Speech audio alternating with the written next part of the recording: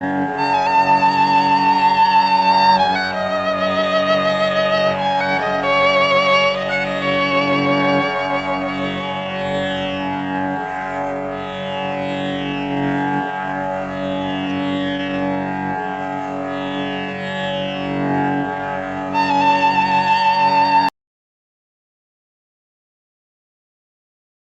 सभी का आज चौथा एपिसोड है।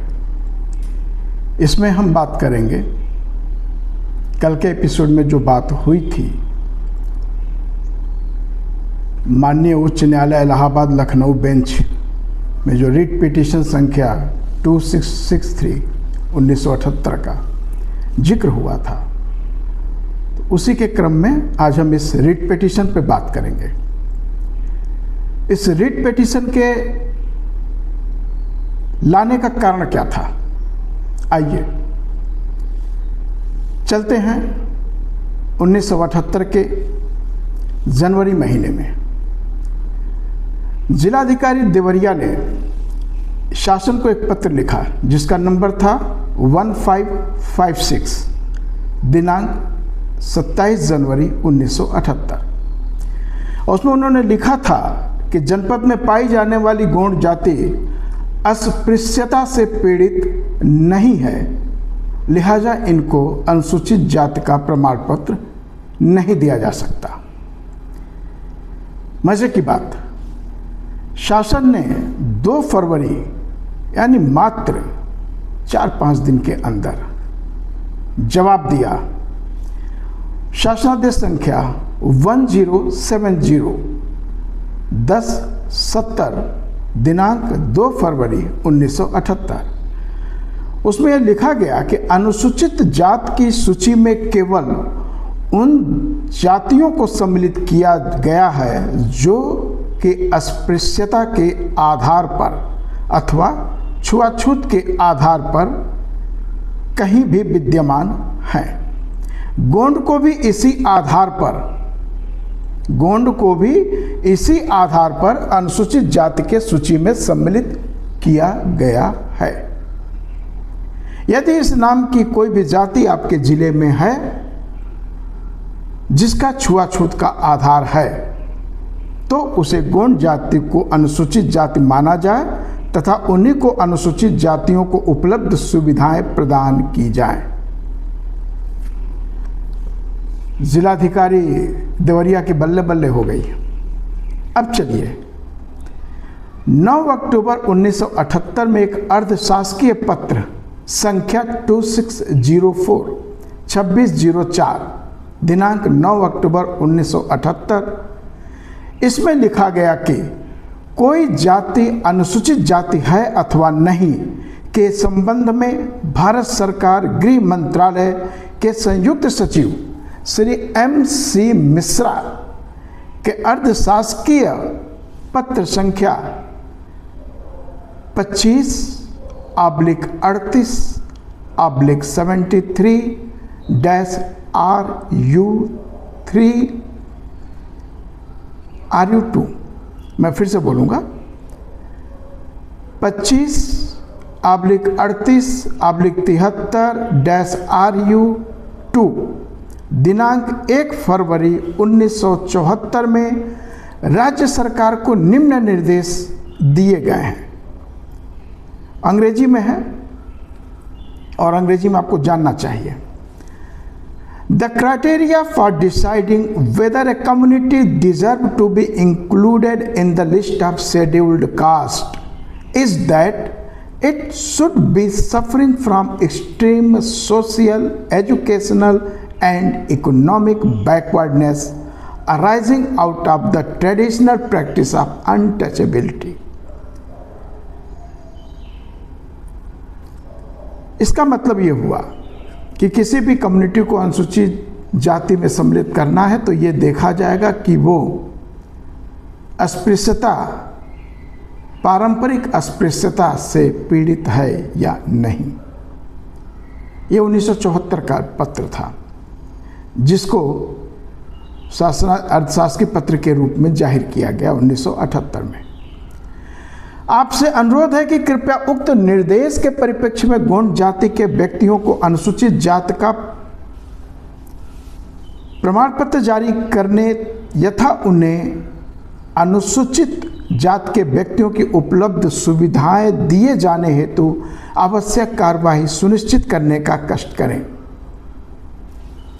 ये 2 शासनादेश, एक अर्धशासकीय पत्र जो कि रिट पिटीशन में 11 नंबर पे है और एक 2604 जो कि रिट पिटीशन पे 10 नंबर पे है, और पहला जो देवरिया का लेटर था 1556 27 जनवरी 1978 वो पिटीशन में अनुलग्नक 9 नंबर पे है। हालांकि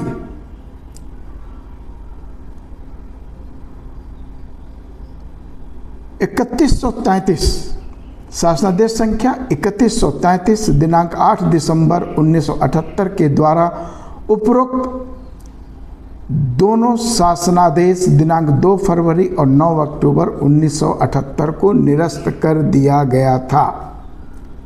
लेकिन अर्धशासकीय पत्र जो गृह मंत्रालय द्वारा आया था,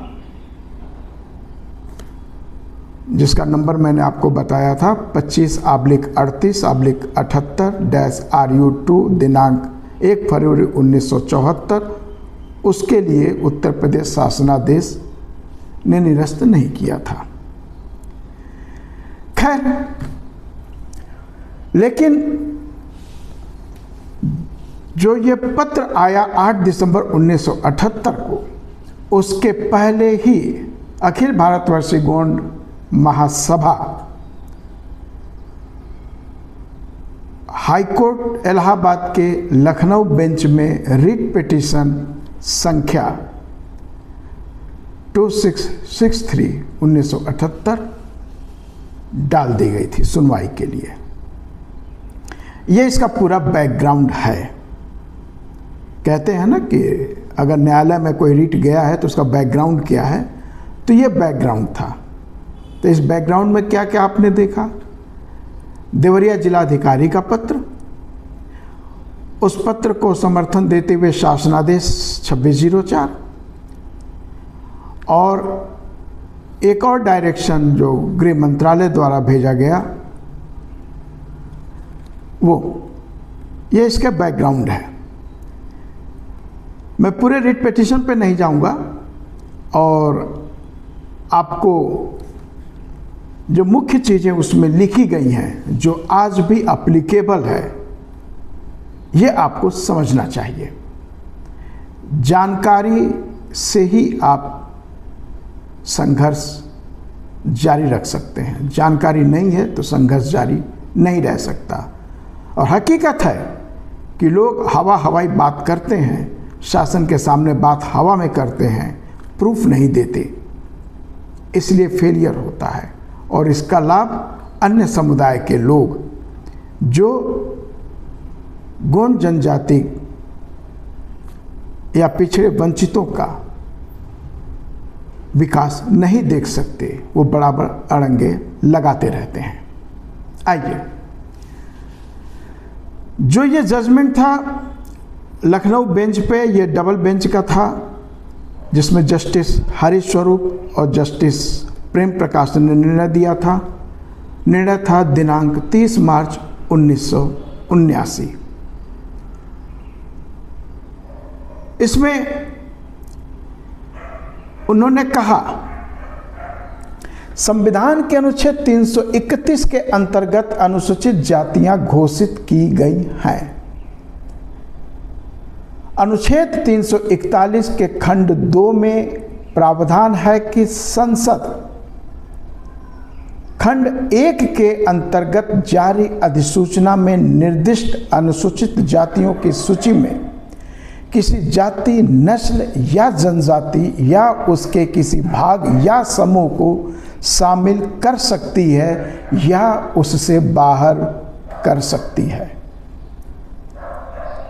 परंतु उपरोक्त के अतिरिक्त, ध्यान दीजिए, परंतु उपरोक्त के अतिरिक्त यानी संसद के अतिरिक्त उक्त खंड के अंतर्गत जारी अधिसूचना को किसी भी पश्चात अधिसूचना द्वारा परिवर्तित नहीं किया जा सकता। अनुसूचित जाति एवं अनुसूचित जनजाति आदेश संशोधन अधिनियम 1976 के अंतर्गत अधिनियम की धारा 3 द्वारा अनुसूचित जाति आदेश में संशोधन किया गया।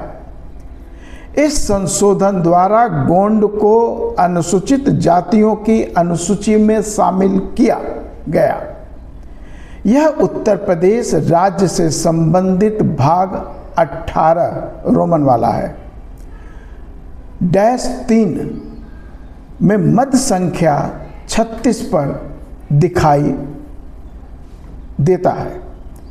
इस संशोधन का परिणाम यह है कि उत्तर प्रदेश में कहीं भी गोंड जाति के लोग अनुसूचित जाति के सदस्यों के रूप में माने जाने वाले और कानून के तहत उन्हें मिलने वाले लाभों के हकदार होंगे।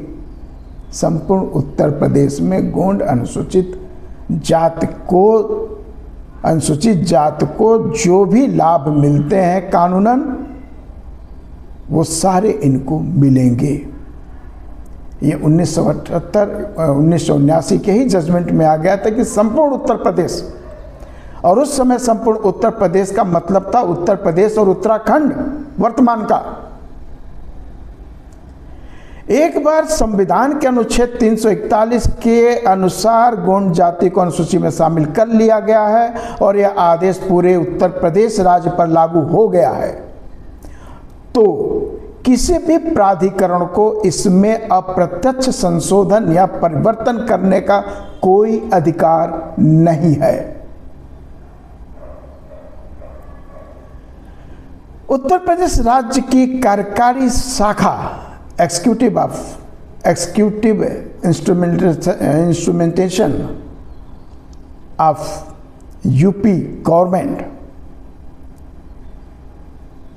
उत्तर प्रदेश राज्य की कार्यकारी शाखा और उसके अधीनस्थ निकायों को अनुसूची में शामिल जातियों से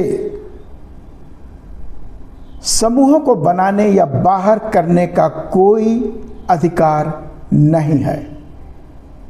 अनुसूची में किसी जाति को शामिल करने के मानदंड निर्धारित करने का अधिकार भी केवल राष्ट्रपति और संसद के पास है। कार्यकारी प्राधिकरण यह नहीं कह सकते कि जो लोग अस्पृश्यता के अधीन नहीं हैं उन्हें अनुसूचित जाति का हिस्सा नहीं माना जाएगा। मैं इसको फिर से रिपीट करता हूं। कार्यकारी प्राधिकरण यह नहीं कह सकते कि जो लोग अस्पृश्यता के अधीन नहीं हैं उन्हें अनुसूचित जाति का हिस्सा नहीं माना जाएगा।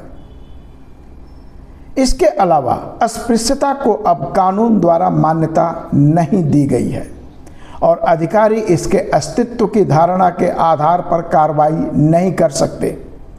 यदि उन्हें यह प्रथा जारी मिलती है तो यह उनका कर्तव्य है कि दंडात्मक कार्रवाई करें, न कि इसे एक तथ्य के रूप में स्वीकार करें और सहन करें।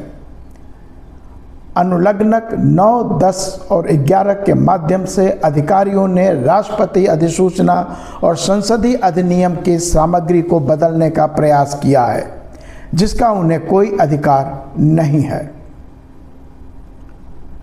यद्यपि विद्वान मुख्य स्थायी वकील ने कहा है कि उपर्युक्त राज्य सरकार के वाद के आदेश द्वारा आदेश स्वतः ही निरस्त हो गए हैं, फिर भी किसी भी भ्रम से बचने के लिए हम याचिका के अनुलग्नक 9, 10 और 11 में निहित आदेश को रद्द करते हुए एक रीट जारी करते हैं। मामले की परिस्थितियों को देखते हुए दोनों पक्ष अपना अपना खर्च वहन करेंगे। यानी जो अर्थशास्त्रीय पत्र था गृह मंत्रालय का, उसको भी हाई कोर्ट ने, लखनऊ बेंच ने निरस्त कर दिया, इसलिए तीनों आदेश निरस्त हो गए। इस आदेश का फायदा क्या हुआ कि गोंड पर अस्पृश्यता वाली बात खत्म हुई, साथ ही गोंड पूरे उत्तर प्रदेश में अनुसूचित जाति की श्रेणी में उस समय हाई कोर्ट ने माना और रिट जारी की। मित्रों, फिर हम अगले एपिसोड में बात करेंगे। आप हमारे साथ बने रहें। बहुत बहुत शुक्रिया। जय भारत, जय